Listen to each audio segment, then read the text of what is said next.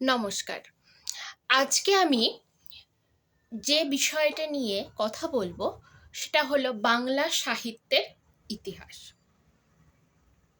মানুষ তার মনের ভাব যে অর্থযুক্ত শব্দের মাধ্যমে প্রকাশ করে সেটাই তাকেই ভাষা বলে।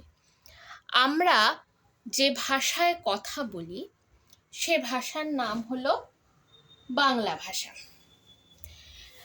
যখন কোনো শিশু মাতৃগর্ভ থেকে যে ভাষা শুনে এবং মাতৃগর্ভের পর জন্মানোর পর যে ভাষায় সে শেখে, যে ভাষায় সে কথা বলে, সেই ভাষাকেই বলে তার মাতৃভাষা। আমাদের মাতৃভাষা বাংলা। বাংলা ভারতবর্ষের দ্বিতীয় বহুল প্রচলিত কথ্য এবং লেখ্য ভাষা। পরিসংখ্যান অনুযায়ী বাংলা ভাষায় ভারতে 9.7 কোটি মানুষ কথা বলে। এই যে পরিসংখ্যান, 9.7 কোটি মানুষ বাংলা ভাষায় কথা বলে। তাহলে এই বাংলা ভাষার নিদর্শন প্রথম যেখানে পাওয়া যায় সেটার নাম হলো চর্যাপদ। চর্যাপদ এমন একটি বিষয় যেটা জানানো হয় একাদশ শ্রেণী থেকে জানানো হয় এবং সেটা পরবর্তীকালে সাম্মানিকের বিষয়, পরবর্তীকালে মাস্টার্সের বিষয়, পরবর্তীকালে নেট সেট পরীক্ষার বিষয়, পরবর্তীকালে পিএইচডির বিষয়, পরবর্তীকালে সরকারি চাকরির বিষয়, সব কিছুই যেই তথ্যটার ওপর দাঁড়িয়ে থাকে সেটা হচ্ছে চর্যাপদ। চর্যাপদের গুরুত্ব এখানেই যে বাংলা সাহিত্যের প্রথম নিদর্শন হিসাবে আমরা চর্যাপদকে মূল্য দিয়ে থাকি। তাই এই পুঁথিটির কাব্য মূল্য অত্যন্ত গুরুত্বপূর্ণ।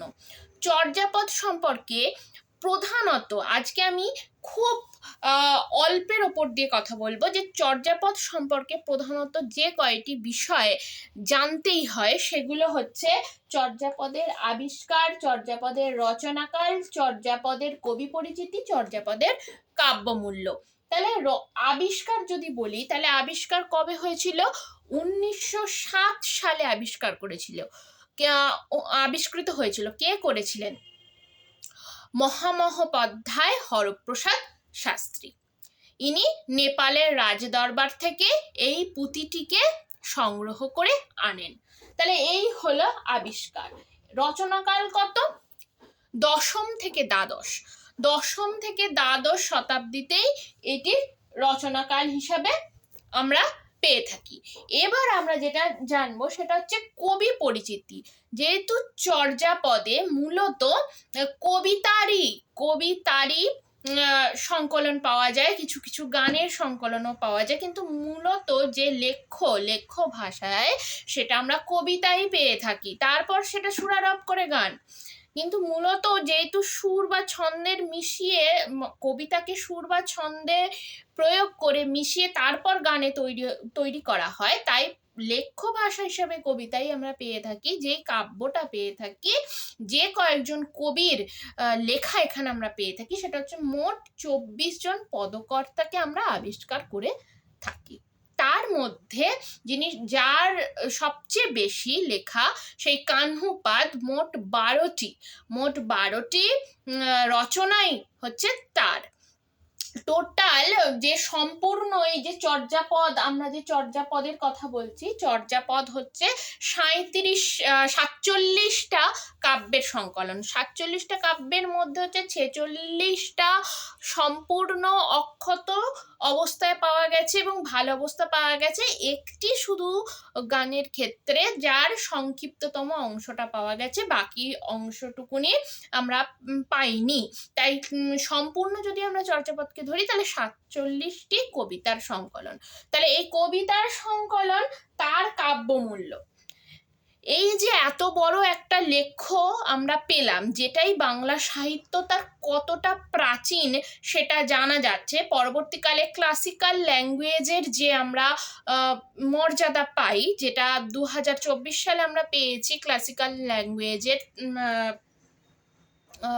সম্মান, সেটার ক্ষেত্রে খুবই গুরুত্বপূর্ণ, কারণ চর্যাপদের কাব্যমূল্য সেখানে গুরুত্বপূর্ণ এবং অপরিসীম। তাহলে চর্যাপদ মূলত কি ছন্দে লেখা আছে? মাত্রাবৃত্ত ছন্দে লেখা আছে, কোথাও কোথাও কবিতার ছন্দমিল পাওয়া যাচ্ছে এবং পদকর্তারা একটা সুর পাচ্ছেন, এইভাবে পদগুলি তৈরি হয়েছে।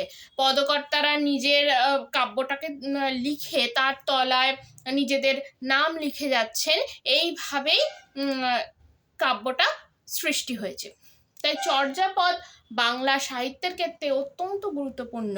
আর বাংলা সাহিত্যের ইতিহাসের সবচেয়ে গুরুত্বপূর্ণ বিষয় হলো চর্যাপদ। তাহলে আজকে আমরা যে বিষয়গুলো জানতে পারলাম সেটা হচ্ছে বাংলা ভাষায় মানুষ কথা বলে, হচ্ছে দ্বিতীয় বৃহত্তম কথিত এবং লেখ্য ভাষা, যেখানে 9.7 কোটি ভারতবাসী, সমগ্র ভারতবাসী বাংলা ভাষায় কথা বলে। প্রথম তথ্য। দ্বিতীয় তথ্য আমরা পাচ্ছি যে আবিষ্কার, রচনাকাল, কবি পরিচিতি, কাব্যমূল্য, সেটা হচ্ছে চর্যাপদের, যেটা চর্যাপদের হচ্ছে আদি বাংলা সাহিত্যের আদি নিদর্শন, এগুলো আমরা পেয়ে থাকি। তাহলে আজকে এই পর্যন্তই চর্যাপদ সম্পর্কে। চর্যাপদ নিয়ে আরো গভীরভাবে আলোচনা করব পরবর্তী সংখ্যায়।